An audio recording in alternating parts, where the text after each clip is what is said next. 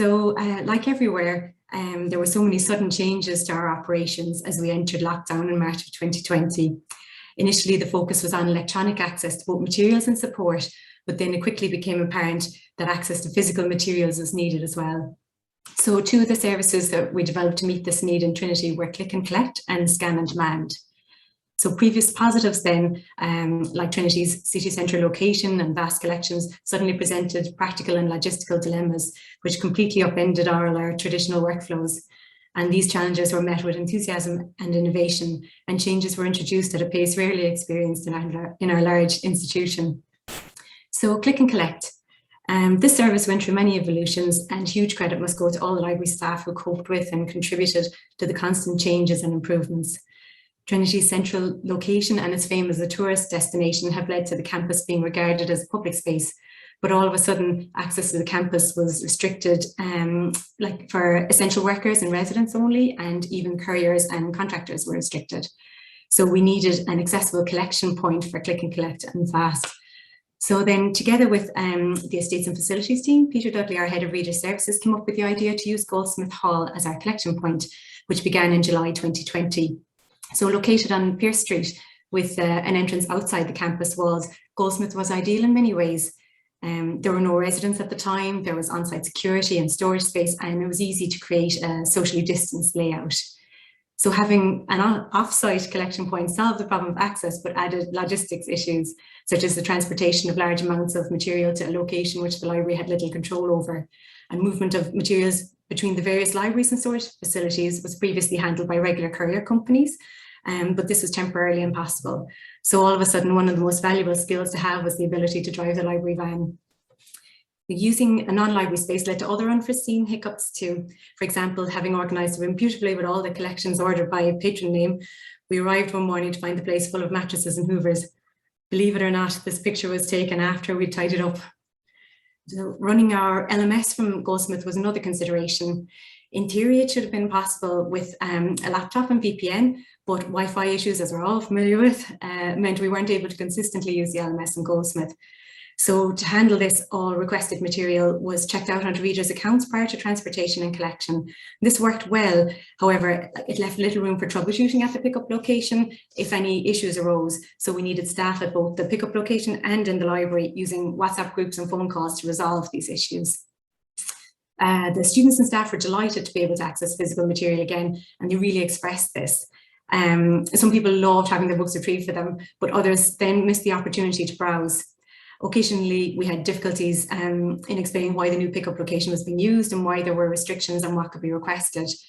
In the early weeks, we'd no access to our closed storage and could only provide material from the open shelves. But despite the limitations of material and working with a greatly reduced skeleton team of alternating pods, the Click and Collect service from Goldsmith was extremely well received and got the ball rolling for a much more complete service.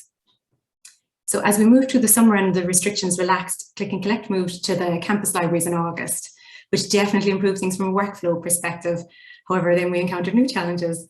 So a library booking system was introduced to combat the issue of access and facilitate contact tracing.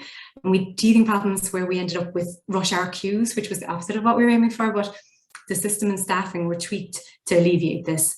And then our lending rules and limits were also adjusted to facilitate a better user experience.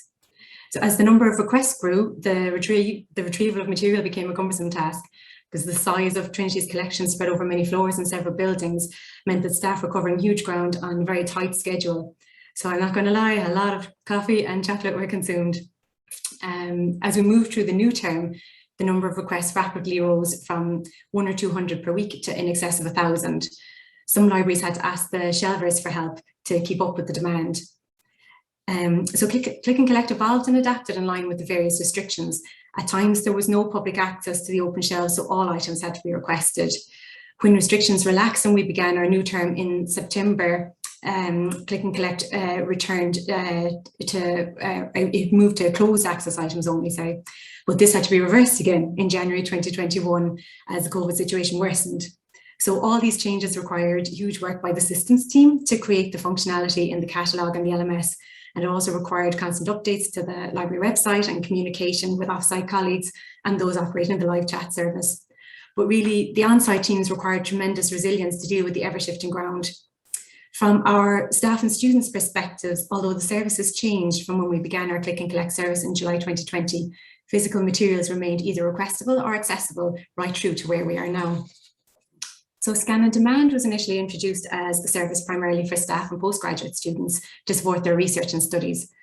So as this was an entirely new service, the on-site pod teams had to be trained quickly and safely.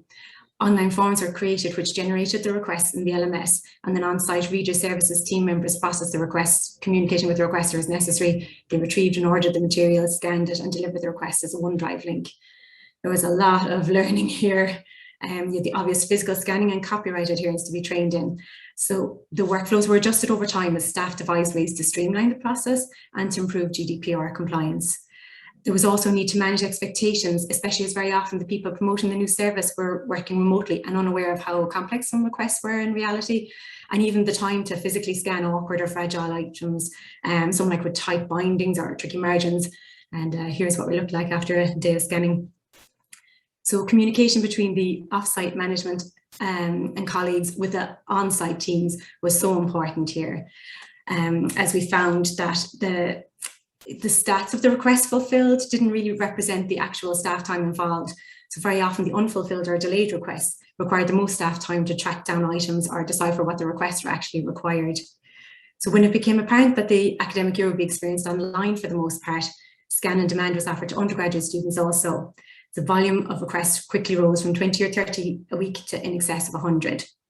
So while this demand was growing, the on-site teams were shrinking due to the escalation of the pandemic, requiring vulnerable staff members to work from home. It became clear that the volumes couldn't be sustained, but we didn't want to further inconvenience our users who were also struggling with the increasing restrictions. So the solution came through our physical services team, who once again offered the help of the student shelvers. We also received great support from colleagues in other departments, which was a massive help and critical really, as there was a real risk of burnout. A new workflow was devised where shelvers could retrieve and even scan the materials, and library staff could perform the tasks that required the use of the LMS or access to requester data. This worked really well, and it's allowed us to scale up or back as required. The popularity and success of the Scan on Demand services meant that not only will we endeavour to keep the service now, but we also hope to expand it through our Talis Aspire reading list software. So we aim to offer an embedded digitisation service for academic staff to request chapters or articles for their Blackboard modules. We need to do this through Talis for copyright compliance, as it's auditable. But our previous experience with Scan on Demand will greatly assist with devising our workflows and managing expectations of the service. Now for the people who love a graph. These charts show how the demand for the new services grew through the academic year. So the chart on the left shows the amount of click and collect items, and the one on the right is the number of scans. And you'll see how they both really spike in January of 2021 when the restrictions really tightened after Christmas. So yes, these past 16 months presented their fair share of challenges in Trinity, and like they did everywhere, not least trying to save our PPE from the pesky seagulls, but there have been learnings and opportunities too. So the ever-shifting ground was immensely challenging for staff, particularly as the COVID situation worsened, and delivering physical material was at times nerve-wracking for staff, endeavouring to keep themselves safe while educating library users on not using the screens as something to creep in around or to keep their face mask on when speaking. That was extremely fatiguing. Workflows, rotas and expectations were constantly changing. Trying to marry the experiences then of the on-site teams with those off-site was often tricky, though it was critical for the smooth delivery of services. And then so the importance of good communication really was highlighted this year, especially as each change required major system changes. But working through such difficult constraints has led to a great sense of camaraderie between the various on-site teams, including the library guards, reader services, systems and collection management teams. And then this necessity for vulnerable team members to work from home provided opportunities for other staff members to step up and demonstrate to themselves and to management that they can go far above and beyond what's expected of them. The positive feedback and appreciation we received from students and staff has been heartening, and it's provided a really well-needed morale boost. Our library users really saw that we were on their side this year. So the success of some services has led not only to their retention, but to their expansion. And all the flexibility, adaptability, opportunity, upskilling and confidence gained has led to a much more agile and responsive working environment. So we're ready for anything now. Well, maybe after a little holiday. Thank you.